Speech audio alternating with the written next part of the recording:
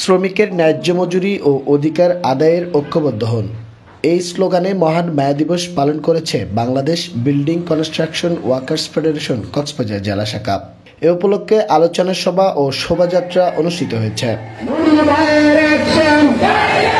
বুধবার সকালে শহরের বাস টার্মিনালে অনুষ্ঠিত আয়োজনে প্রধান অতিথির বক্তব্যে হুইপ সাইমন সরোয়ার কমল মালিক পক্ষকে শ্রমিকের উপর সহনশীল হওয়ার আহ্বান জানান। তাদের প্রতি সদয় আচরণ করতে হবে, যাতে আপনারা তাদের শরীরের অবস্থাও পর্যালোচনা করে বিশ্রাম দিতে হবে। মালিক পক্ষকে বলবো, দুনিয়া মালিকের নয়, এই দুনিয়া আল্লাহ। আপনাকে 10 তলা বিল্ডিং এর মালিক করেছে কথা, আমি কাজ করে কিন্তু একদিন ভূমিকম্পে শ্রমিক হয়ে যেতে পারেন। সংগঠনের নেতারা শ্রমিকের উপর শোষণ নিপীড়নের অবসান ও শ্রমিকদের অধিকার আদায়ে ঐক্যবদ্ধ থাকার আহ্বান জানান সবাইকে। আপনাদের ঐক্যবদ্ধ হতে হবে।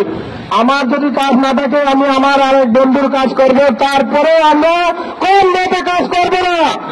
আমরা বিভিন্ন মায়ের বিভিন্ন সন্তান, আমরা ফেডারেশনে এক সংগঠনের ছায়াতলে আছি। আমরা সবাই এখানে এক মায়ের সন্তানের মতো থাকবো।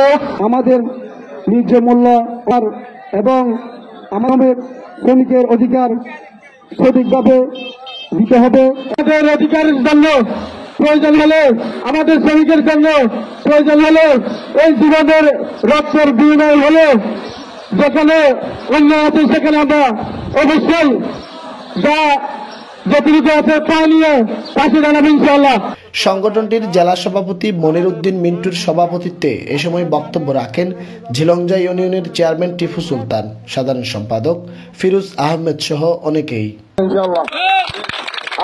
পরে একটি বর্ণাঢ্য শোভাযাত্রা শহরের বিভিন্ন সড়ক প্রদক্ষিণ করে। News desk, TTN।